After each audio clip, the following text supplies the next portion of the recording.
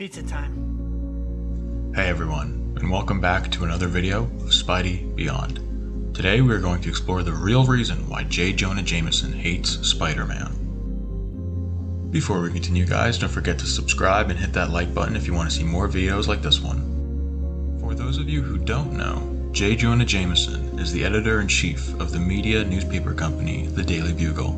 Under Jameson's leadership, The Bugle became one of the most popular newspapers in New York City, outranking its rival, The Daily Globe. Jameson was actually there at Spidey's early conception when he was a TV performer.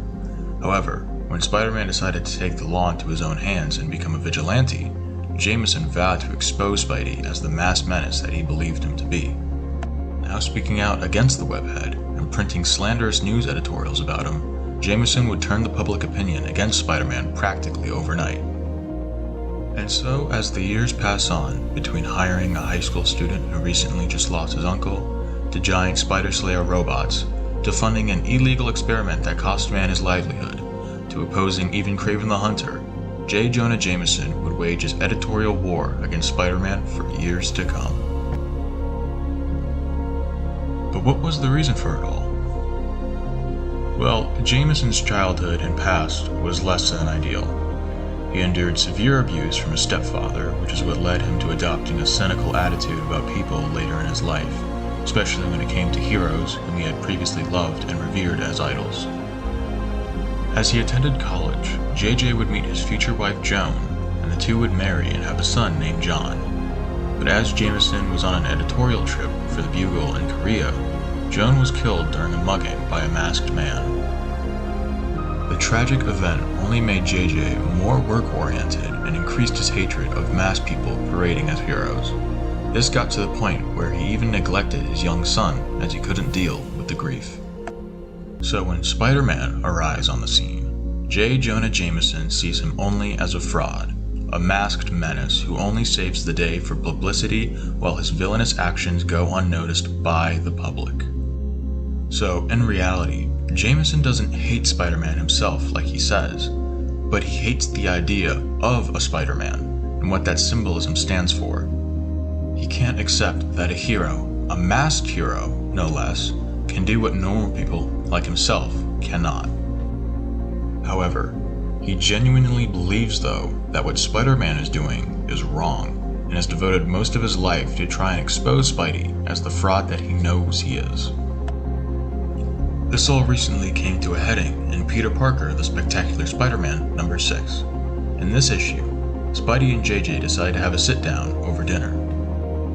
Jameson talks about the recent death of his second wife Marla, and that he has nothing left in his soul but hate. He's seen Spider-Man touch the aspects of his life and leave them in destruction. He blames the fact that his son, John, is now a werewolf because of Spider-Man's intervention in his life. He blames the death of his wife, Marla, on Spider-Man because he couldn't save her in time. He admits to Spider-Man that he has to hate him because the second he decides not to, he would have realized that he wasted so much of his life. You say you do this to save people, but you couldn't save my wife, my Marla. Alistair Smythe, the man who killed her, did it because of me, and I live with that every day. But she came back, a miracle, a clone, and I lost her all over again. You say you do this to save people, but you don't. People still die, don't they? I know I'm not supposed to hate anymore. It's killing me. But it's all I've got now. All I've got is you. To prove it hasn't been for nothing. To hold you accountable. My father is dead. My daughter is dead. The Bugle, the only thing worth a damn in this world, has rejected me. My wife is dead. My wife is dead.